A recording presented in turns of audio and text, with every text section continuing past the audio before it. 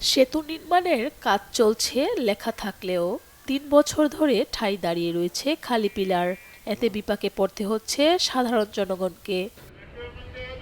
খুলনার ভৈরব সেতু যোগাযোগ ব্যবস্থাকে সহজ করতে কাজ শুরু হয়েছিল ২০২১ সালের মে মাসে। কাজ পেয়েছিল ওয়াহিদ কনস্ট্রাকশন নামের এক ঠিকাদারি প্রতিষ্ঠান। কাজের ধীরগতির কারণে অগ্রগতি হয়েছে মাত্র ১৫%। কাজের মেয়াদ ২ দফা বাড়িয়ে করা হয়েছে ২০২৬ সালের জুন পর্যন্ত।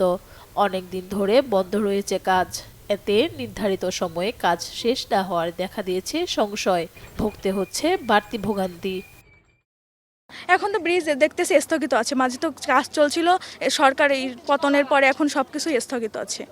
এই পারাপারে আমাদের খুব সমস্যা হয়। আমরা ভ্যান নিয়ে আসা যাওয়া করি, তো মাল নিয়ে উঠতেই নামতে আমাদের খুব কষ্ট হয়। ব্রিজটার কাজটা চালু ছিল, অনেক দিন বন্ধ হয়ে রয়েছে, আমাদের খুব সমস্যা হচ্ছে। কাজ তো স্থগিত আছে, ব্রিজ দেখতেছি দীর্ঘদিন ধরে ওই অকেজ অবস্থায় পড়ে আছে, তো আমাদের পারাপারের সমস্যা। বন্ধ হয়ে গেছে, এখন ব্রিজ হবে কিনা তার কোনো নিশ্চয়তা নেই, কোনো কিছু খবরও পাচ্ছি না আমরা। ঠিকাদারি প্রতিষ্ঠানের দাবি শিগগিরই কাজ শুরু করবেন তারা। এখন বন্ধ আছে এই মুহূর্তে আর কি, তবে আশা করতেছি আমাদের রিডিজাইনটা শেষ হলে অতি তাড়াতাড়ি কাজটা শুরু হবে। রিডিজাইনটা একটু সময় লাগতেছে।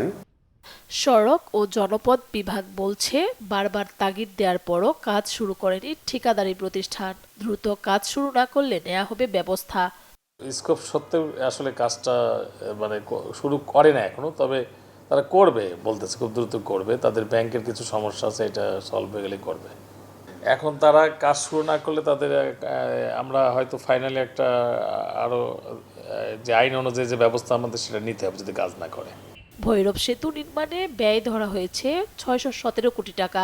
সেতুটির দৈর্ঘ্য ১.৪৭ কিলোমিটার এবং প্রস্থ ১০.৩ মিটার।